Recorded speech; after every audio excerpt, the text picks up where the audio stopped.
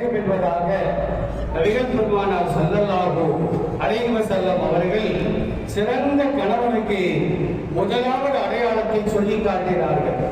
இரண்டாவதாக சொல்லுகின்ற பொழுது சிறந்த கணவன் யார் என்றால் அவர் அணிகின்ற ஆடையை போன்று உயர்தரமான ஆடைகளை தன் மனைவிக்கும் அவர் வாங்கி கொடுக்க வேண்டும்.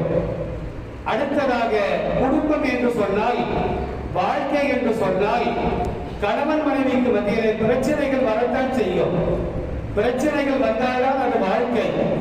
பிரச்சனைகள் வருகின்ற பொழுது 4 சுவர்களுக்கு மத்தியிலே அவைகளை வைத்துக் கொள்ள வேண்டுமே தவிர 4 நபர்களுக்கு மத்தியில் 4 இடங்களிலே அந்த கணவன் மனைவி பிரச்சனைகளை வெளிப்படுத்துவது கூடாது என்பதாக நபிகள் நாயகம் ஸல்லல்லாஹு அலைஹி வஸல்லம் அவர்கள் சிறந்த கணவனுக்கு அடையாளத்தை கற்றுத்தந்தார்கள். சிறந்த மனைவியின் அடையாளத்தை ராசிம் அவர்கள் தன் மனைவிக்கு தனிமையில அவர் சொல்லிக் கொடுப்பார்கிற நம்பிக்கை எங்களுக்கு இருக்கின்றது. மணமக்களை வாழ்த்துவதற்காக இந்த அரங்கை நாம் அமர்ந்திருக்கின்றோம்.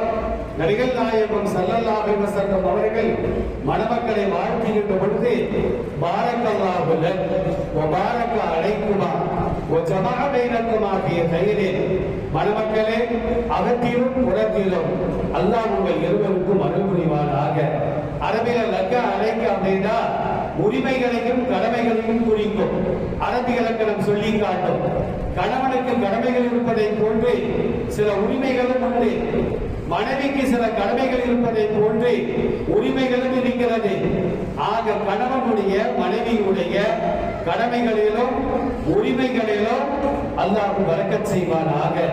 நன்மையான காரியத்தில் மட்டும் உங்கள் இருவரையும் அல்லாஹ் கொண்டு சேர்த்து வைப்பானாக.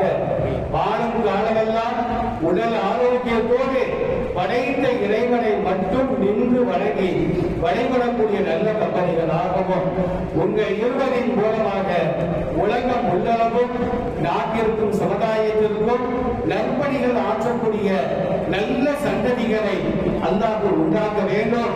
உங்கள் மூலமாக முஹியத்தீன் அவர்கள் பேரம்பேத்திகளை சீக்கிரமாக பெற்றுக்கொள்ள வேண்டும் என்று உங்கள் சார்பாக வாழ்த்தி வாய்ப்புக்கு நன்றி கூறி அமர்கின்றேன். அஸ்ஸலாமு அலைக்கும் வரஹ்மத்துல்லாஹ்.